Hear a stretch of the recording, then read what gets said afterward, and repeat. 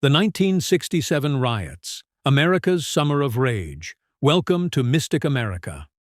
Before we begin tonight's story, don't forget to like this video, share it with others, and subscribe to the channel for more stories of history, mystery, and untold truths. A nation on edge. The summer of 1967 was one of the most turbulent in modern American history. Across the country, more than 150 uprisings broke out in cities large and small. Some called them riots, others rebellions. But whatever the label, they were born from the same fire: anger over racial injustice, police brutality, and generations of inequality. In total, 83 people were killed, more than 17,000 arrested, and thousands of businesses destroyed. Property damage reached hundreds of millions of dollars. The cities of Newark and Detroit saw the deadliest violence, and for many Americans watching on television, the summer of '67 felt like the nation itself was coming apart. The powder keg. By the mid-1960s, frustration in black communities had been building for decades. A century after emancipation, millions of African Americans still lived in poverty, faced segregated schools, limited job opportunities, and constant discrimination. The civil rights movement had achieved legal victories, including the Civil Rights Act of 1964 and the Voting Rights Act of 1965.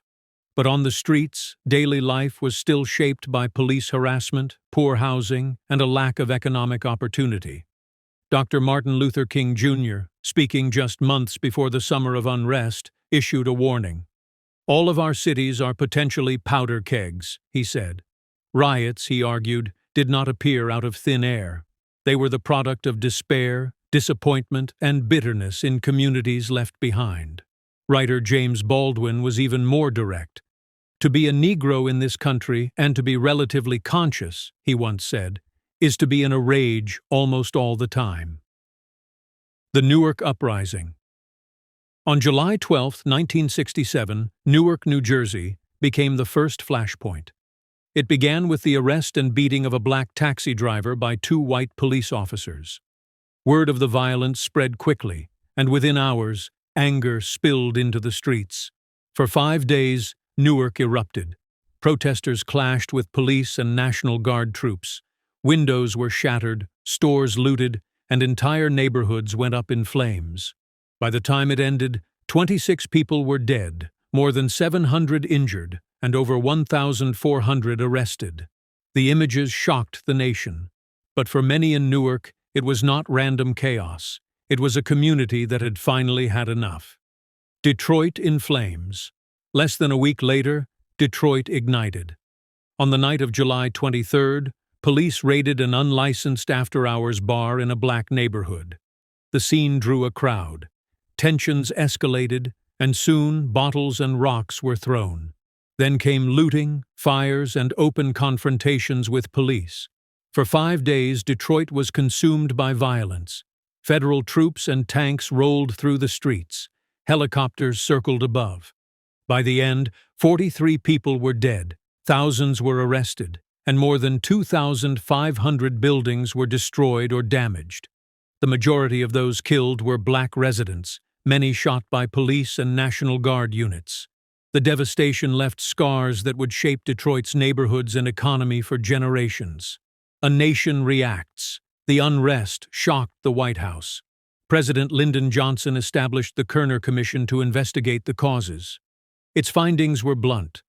White racism is essentially responsible for the explosive mixture which has been accumulating in our cities since the end of World War II.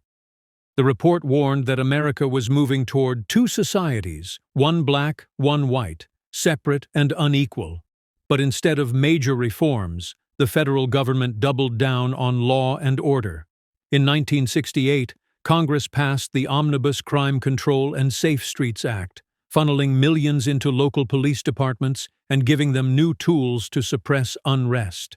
The legacy of 1967. The uprisings of 1967 left behind burned neighborhoods, grieving families, and cities that would struggle to recover for decades. But they also forced the nation to confront uncomfortable truths. Poverty, segregation, and systemic racism were not issues of the past.